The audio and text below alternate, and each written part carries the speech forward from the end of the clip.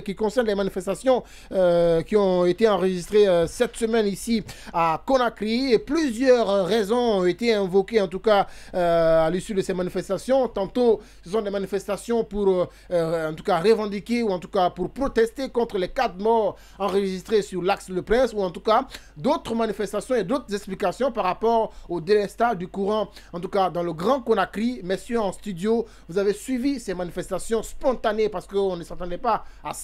À Koza, sur l'axe, en tout cas sur le tronçon Koza-Nongor, il y avait des manifestations. À Kaporo, il y avait des manifestations. À la cimenterie, il y avait des manifestations. Et partout, il y a eu des manifestations. Il y a eu quand même des cas de morts, des jeunes à la fleur de l'âge qui ont été atteints par balle, n'est-ce pas, qui ont fini donc par rendre l'âme. Vous, ça vous fait quoi dans ce studio d'apprendre que le président de la transition qui a promis qu'aucun Guinéen n'allait mourir pour quelque raison que ce soit et que les pratiques du passé ne vont plus se répéter, en tout cas sous son magistère, on continue de jour en jour d'enregistrer des cas de mort. Les raisons sont multiples, c'est vrai, mais vous, personnellement, quelles sont vos analyses? Amadou Ouri. Bon, ça, c'est une situation triste. Ouais. Parce que lorsqu'on parle d'âme, de vie humaine, ça vraiment, nous sommes tous sensibles là-dessus. Donc vraiment, d'abord, je présente toutes mes condoléances à toutes les familles pleurées. Oui. Est-ce que vous voyez? Mais aussi, comme Albert Camus l'a dit, en démocratie, si tout est permis, cela ne veut pas dire que rien ni m'est interdit. Est-ce que vous voyez? Tout à fait. Donc, de la manière... Parlez bien dans le micro. De la manière que les manifestations se passent, vraiment, il faut qu'on essaie une amélioration.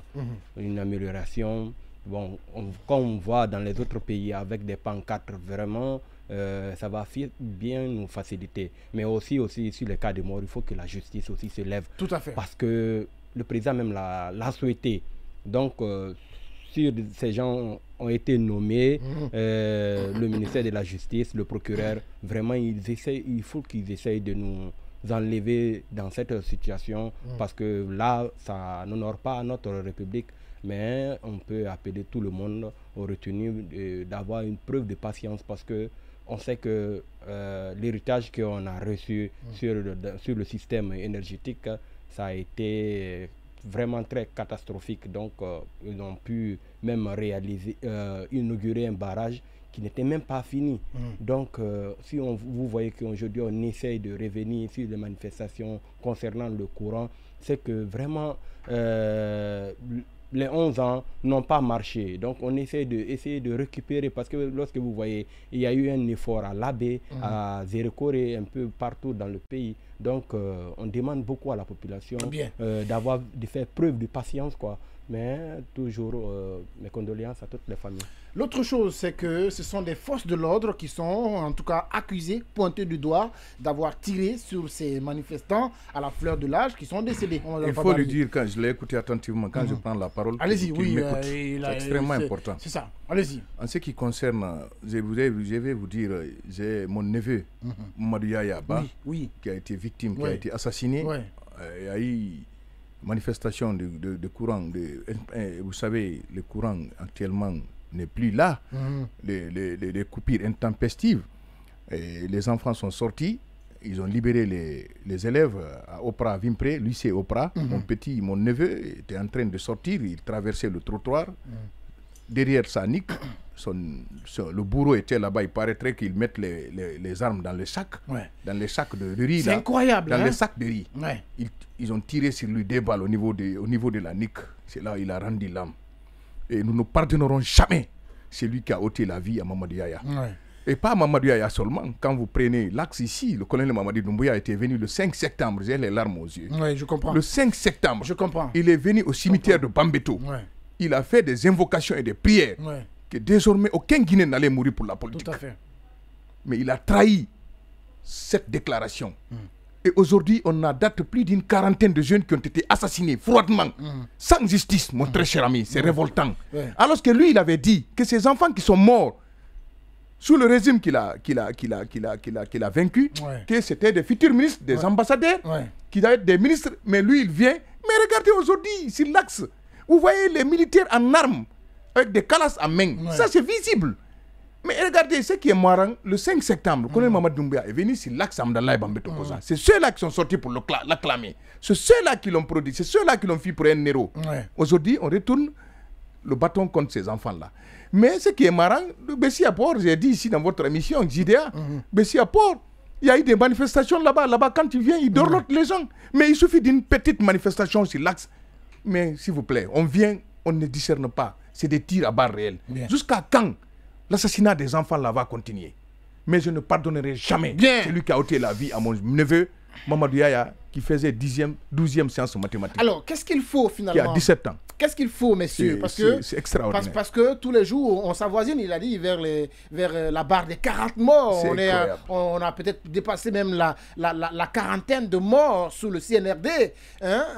La liste, elle est là, elle en fait. Et sans tenir compte aussi de ceux qui sont blessés. Sans tenir compte les handicapés à vie. À vie aussi. Et l'autre chose, c'est que la justice, qui est la boussole, en tout cas qui est sous-entendu être la boussole pour tous les Guinéens, la justice ne se bouge pas. Parce qu'on ouvre les enquêtes ça et là, mais ça n'aboutit pas. Non, vous n'avez pas compris. On n'avait même pas besoin de la justice. À partir du moment où le colonel Mamadou Doumbouya a dit aucun Guinéen n'allait mourir désormais pour la politique, l'instrumentalisation de la justice, les procureurs sont venus s'agenouiller, se flageller devant lui pour dire qu'ils étaient instrumentalisés par l'ancien régime. Et pourtant, c'est ce qu'il faut noter. Et pourtant, ça, c'est extrêmement important. Et pourtant, chaque fois, il y a quand même des cas de mort. Moi, ce que je vais vous demander comme question, c'est de savoir qu'est-ce qu'il faut finalement pour stopper tout ça. Parce que les militaires, en tout cas les forces de l'ordre qui tirent, viennent quand même d'une unité.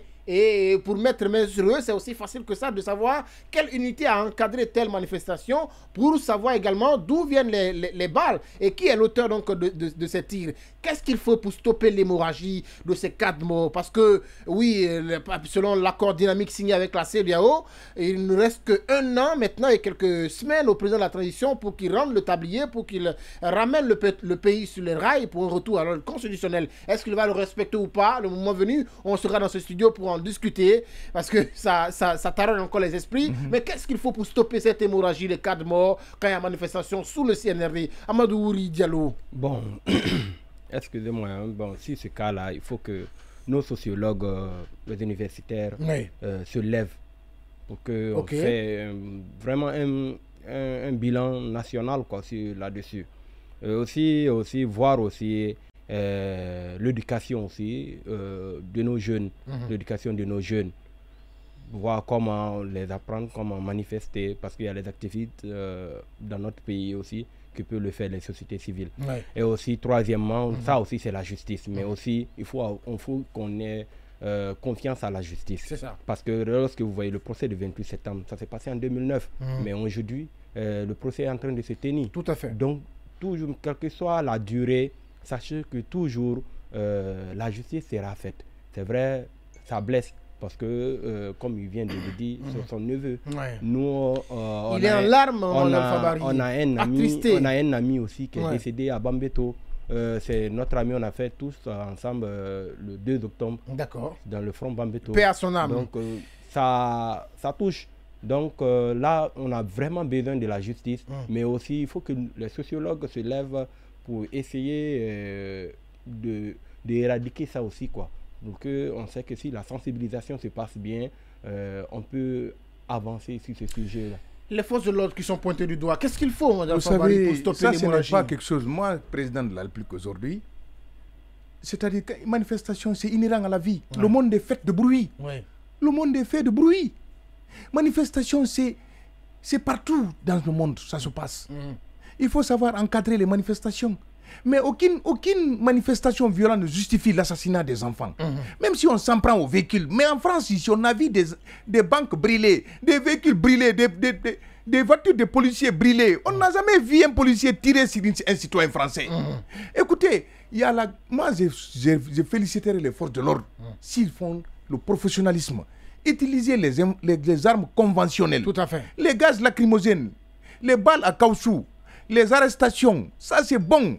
Mais tirer sur les gens, et puis, sur la tête, pour qu'ils meurent, c'est ce qui est condamnable. C'est ce qu'il faut dénoncer avec vigueur et rigueur. C'est ce qu'il faut arrêter. Surtout que celui qui est là aujourd'hui, il avait dit que cela ne se fera plus. Mais tout ce qui se passe, il est l'unique et seul responsable. Parce que c'est lui qui nous avait dit haut et fort en tant que président de la transition, venir au cimetière de Bambeto ce jour-là, j'avais eu une très grande admiration pour le colonel Mamadi Doumbouya.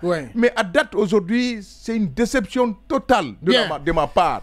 Parce que la vie n'a pas de prix. La vie n'a pas de prix, mon cher ami. Quelqu'un ne peut pas éduquer son enfant, l'envoyer à l'école, le grandir jusqu'à ce que l'enfant là commence à être quelqu'un. Pour rien de tout, quelqu'un vient tirer sur l'enfant là sur la tête. Ce n'est pas ici au temps d'Alpha Condé qu'on avait tiré l'enfant, il est entré à la toilette. Le docteur là, il avait pris, il avait arraché sa dent, extrait sa dent, il avait mal, il voulait aller aux toilettes, on lui trouve dans la toilette là-bas, on lui tue. Il meurt dans la toilette. Et on se souvient, le premier cas de mort donc, sur le CNRD, c'est un jeune qui était... J'étais là-bas chez Amdalaï, dans un salon. Dans un salon, la balle est venue, rentrer, le trouver, il est en train de se coiffer. 9h passées de 46 minutes, messieurs. On va prendre cette deuxième lecture.